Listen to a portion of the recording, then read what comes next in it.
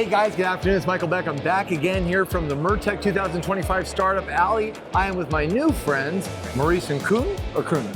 Koen, yes. Koen, it is, Koen. yes. Yes, from Vox, which means voice in Latin. Exactly. Right? Exactly. I love it. Spot Absolutely on. love it. Yeah.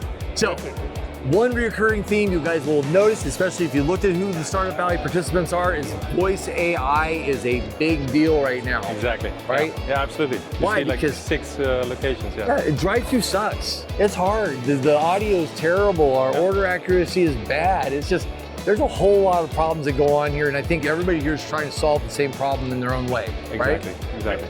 So tell me about what Vox is about. I'll get to ask you the origin story later, Yeah, but sure. what are you doing? Who are you helping?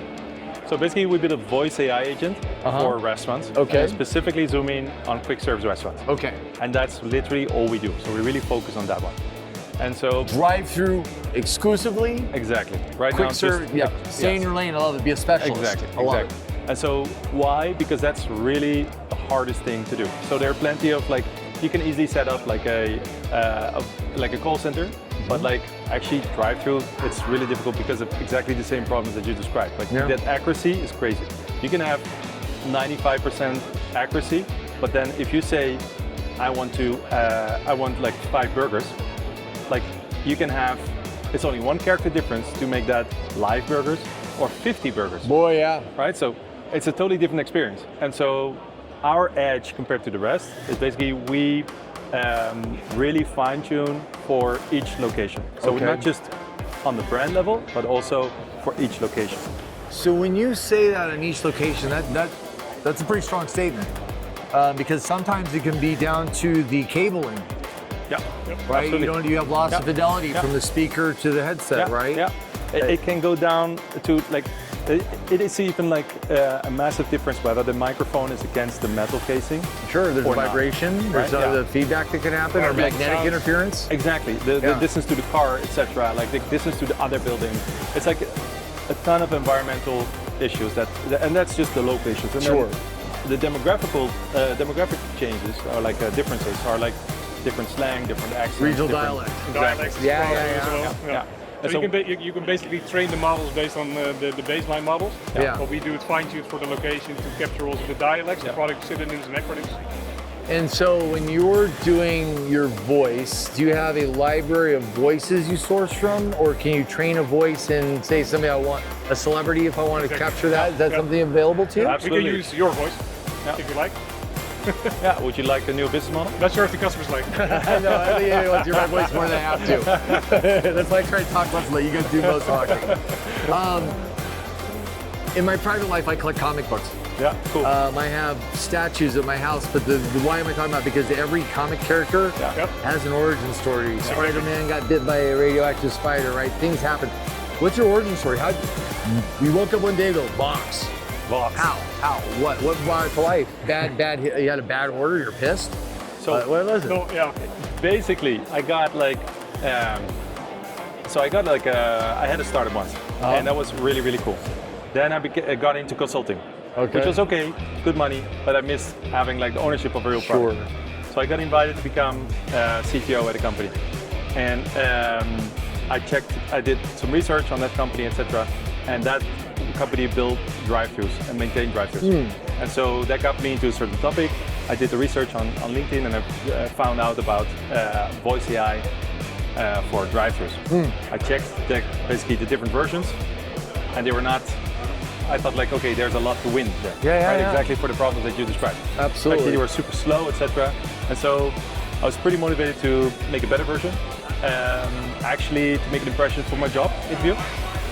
Turns out I really, really enjoyed making the better version, and we skipped. You didn't give it to the job, you just took it with you? Yeah, exactly, and started building Vox. Sorry, HME. No, I don't know who they were. No, HME is actually a good partner. No, not HME.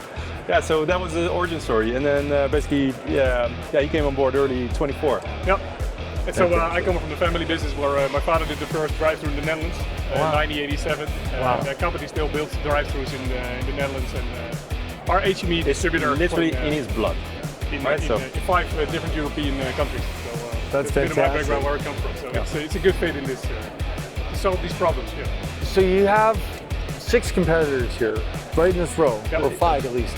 Like, yeah, there are a lot. And then there are some that are walking around without, like, basically. Sure. It's great to see everybody together, by the way. Yeah. Well, to me, it's validation, right? You're making something that people need. Clearly, a lot of people are thinking of how to solve that problem. Absolutely. What has you excited about this space, and it makes you optimistic that you'll be able to outpace the other people that are in this area? Basically, we believe in like optimizing for the location. That's really what it's all about. Yeah. It seems nobody else is doing that. And of course, that makes me really bullish on our case. And does that, and I'm the devil's advocate here, does that slow you down? Yeah, it Right? does. Yeah. Because you have to go. You have to go to each location, or a certain set of specs each location has to hit. We basically take the time to basically really train for each location, and that can take weeks.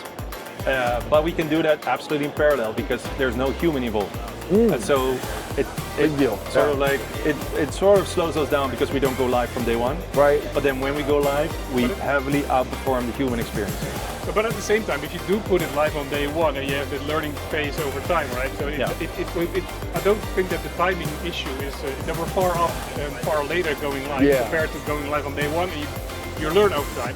Yeah. But what you did realize at that point in time, well, you're inducing risk, right? Yeah. Exactly. If I'm going to let my user do the training and potentially lose them as a customer in the process, right? Getting the best experience. Yeah. So we're hyper focused on getting the best experience for the customer from day one as we go live. I love it. So solve that problem easy. There's a phrase. What is it? Measure twice, cut once. Exactly. I like that. That's what we do. Yeah. So it's quality first, customer experience first, and then we go live. That's beautiful. And we do this completely in parallel, so actually it doesn't like slow us down at all. And there's languages, right? So you have a voice model, and then how many languages do you presented today? More than actually presented today. I think or we capability, we'll say. So we present more than 85 languages. The people that tested it today were Hindi, Spanish, German, English.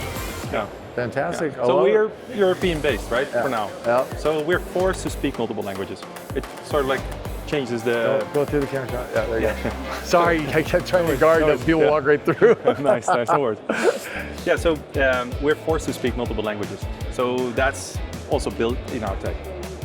Yeah, well, that's in Europe. Everybody speaks a couple languages too, right? Here, well, we're a little bit narrow in our thing. No, it's ideal. If you can be as dominant as easy. English, it's perfect.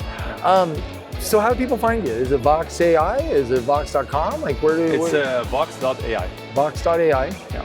And if somebody wants to come shake your hand, Maurice or Koen, where are they going to meet you?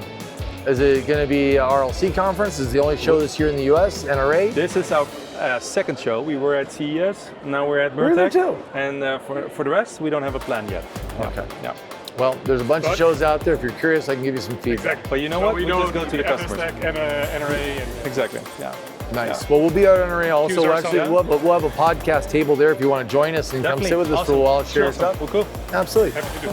Hey guys, so this has been Maurice and Koen from Vox. I won't say Vox.ai, but AI is their website. But from Vox, right? It is voice AI done right. I love the fact that it's deliberate, that they focus on the actual location to get the location working, optimized, and running the best as possible before they move on. Yep. Exactly.